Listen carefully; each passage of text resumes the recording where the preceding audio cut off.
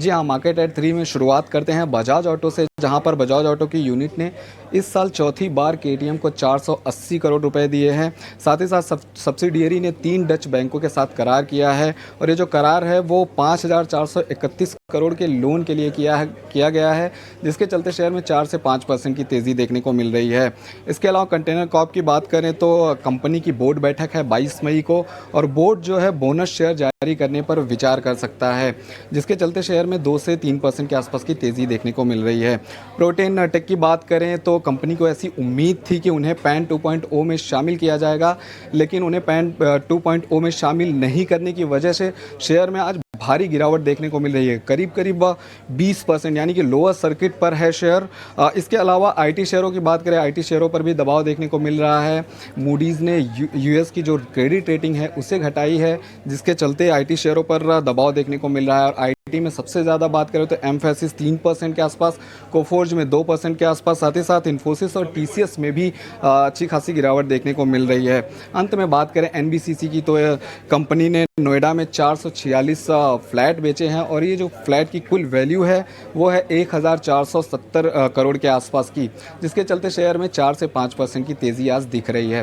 तो ये थे 3 बजे के अपडेट्स, जिनकी वजह से इन शेयरों में एक्शन देखने को मिल रहा है। लेकिन अब चलते हैं सनी अग्रवाल जी के पास एसबीआई सिक्योरिटी से। नमस्कार सनी जी, मैं शरद बोल रहा हूँ।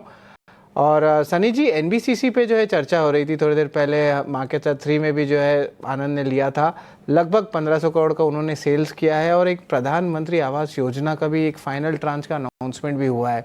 ऑफकोर्स ये असम के एरिया में हुआ है, but largely NBCC central India में और नॉर्दर्न इंडिया में प्रेजेंट है।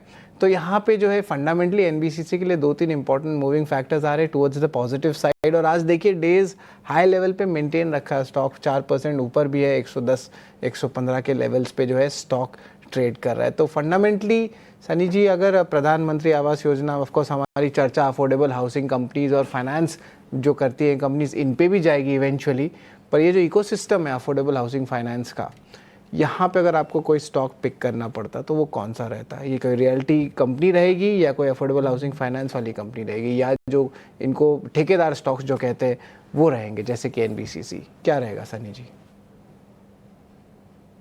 जी आई थिंक अगर ये जो प्रधानमंत्री आवास योजना है ये अगर लॉन्च होती है तो मुझे लगता है कि जो housing finance company they will be one of the key beneficiary out of this. And अगर इसमें से कोई स्टॉक मुझे चूज करना होगा with in housing finance pack तो मुझे लगता है कि पीएनबी हाउसिंग पर फोकस करना चाहिए। अगर देखेंगे ऑफ लेट पिछले 1-2 सालों से जब से कंपनी ने अपना बिजनेस रिस्ट्रक्चर किया है, इनका जो प्राइम सेगमेंट है, अफोर्डेबल सेगमेंट है, वहां काफी इनका फोकस इंक्रीज हुआ है। And that book is increasing gradually as a percentage of overall loan book. तो मुझे लगता है कि PNB housing finance, keeping in mind the price target of close to 1200 rupees, one can approach PNB housing finance. तो फिलहाल ये जो theme है हम हाउसिंग फाइनेंस के थ्रू ही प्ले करना चाहेंगे।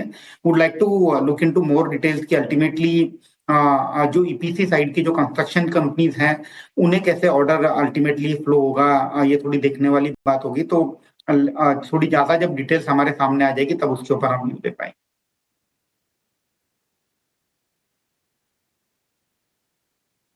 पीएनबी हाउसिंग को लेकर ये व्यू सनी का, लेकिन एक बड़ी खबर आ रही है वो ये कि देश में फर्टिलाइजर